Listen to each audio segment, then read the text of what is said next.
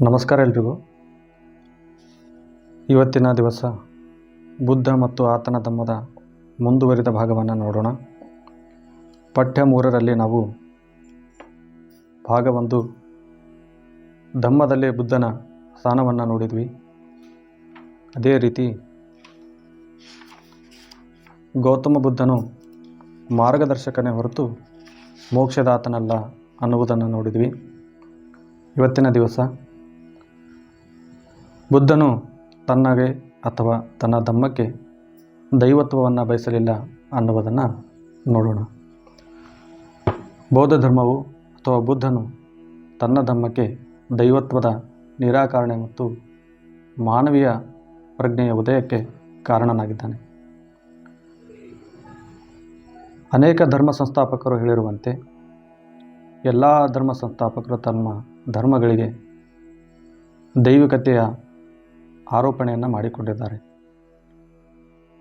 ಪ್ರತಿಯೊಬ್ಬ ಧರ್ಮ ಸಂಸ್ಥಾಪಕನು ತನಗೆ ಅಥವಾ ತನ್ನ ಬೋಧನೆಗಳಿಗೆ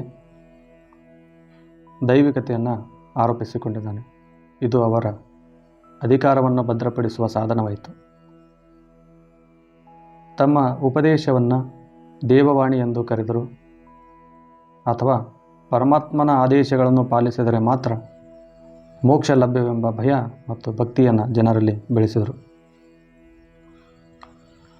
ಮೋಸೆಸ್ ಮತ್ತು ಜೆಹೋವನ ಸಂದೇಶವನ್ನು ನಾವು ಉದಾಹರಣೆಗೆ ತೆಗೆದುಕೊಂಡರೆ, ಮೋಸೆಸ್ ತನಗೆ ದೈವಿಕತೆಯನ್ನು ಪ್ರತಿಪಾದಿಸಿಕೊಳ್ಳದಿದ್ದರೂ ತನ್ನ ಬೋಧನೆಗಳನ್ನು ಜೆಹೋವನ ಉಪದೇಶಗಳೆಂದು ಸಾರಿದನು.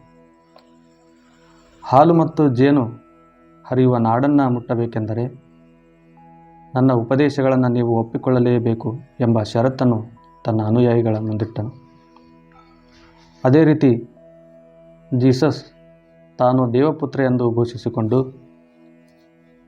ಇದರಿಂದ ಸಹಜವಾಗಿ ಅವನ ಉಪದೇಶಗಳಿಗೆ ದೈವತ್ವದ ಸ್ವರೂಪ ಪ್ರಾಪ್ತವಾಯಿತು. ಅವನ ಬೋಧನೆಗಳು ಕೇವಲ ಮಾನವ ಚಿಂತನೆಗಳಾಗಿ ಉಳಿಯದೆ ದೈವಿಕ ಸತ್ಯಗಳಾಗಿ ಮಾರ್ಪಟ್ಟವು. ಕೃಷ್ಣ ಮತ್ತು ಭಗವದ್ಗೀತೆಯನ್ನು ನಾವು ನೋಡಿದಾಗ ಕೃಷ್ಣನು ಸ್ವತಃ ತಾನು ದೇವರು ಎಂದು ಸಾರಿ ಭಗವದ್ಗೀತೆಯನ್ನು ತನ್ನ ಸ್ವಂತ ದೈವಿಕ ಉಪದೇಶ ಎಂದು ಘೋಷಿಸಿದನು. ಇಲ್ಲಿ ಬೋಧಕನೇ ದೈವವಾಗಿದ್ದು ಬೋಧನೆಯು ಸಂಪೂರ್ಣವಾಗಿ ದೈವೀಕೃತಗೊಂಡಿದೆ. ಗೌತಮ ಬುದ್ಧರು ಈ ಯಾವ ಹಕ್ಕನ್ನು ತಮ್ಮ ಧಮ್ಮದಲ್ಲಿ ಪ್ರತಿಪಾದಿಸಲಿಲ್ಲ. ಗೌತಮ ಬುದ್ಧನು ತನಗಾಗಲಿ ಅಥವಾ ತನ್ನ ಶಾಸನಕ್ಕಾಗಲಿ ಅಂಥ ದೈವಿಕ ಹಕ್ಕನ್ನು ಯಾವತ್ತೂ ಬಯಸಲಿಲ್ಲ. ನಾನು ಅನೇಕ ಮನುಷ್ಯರಲ್ಲಿ ಒಬ್ಬನು, ನನ್ನ ಸಂದೇಶವೆಂದರೆ ಮನುಷ್ಯನೊಬ್ಬ ಮನುಷ್ಯರಿಗಾಗಿ ಬೋಧಿಸಿದ ಉಪದೇಶ ಎಂದು ಸ್ಪಷ್ಟವಾಗಿ ಅವರು ಹೇಳಿದರು.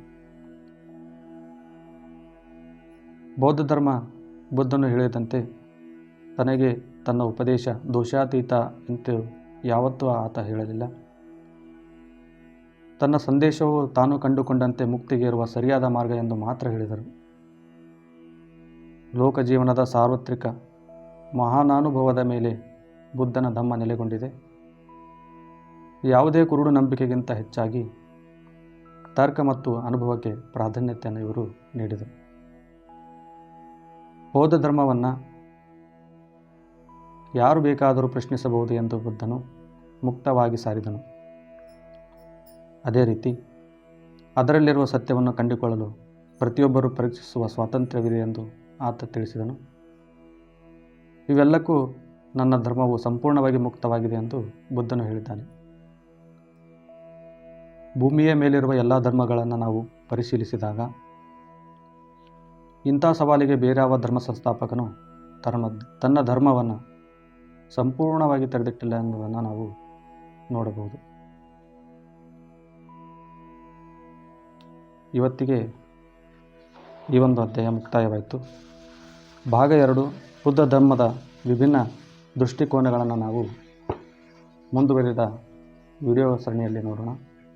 ಎಲ್ಲರಿಗೂ ಧನ್ಯವಾದಗಳು.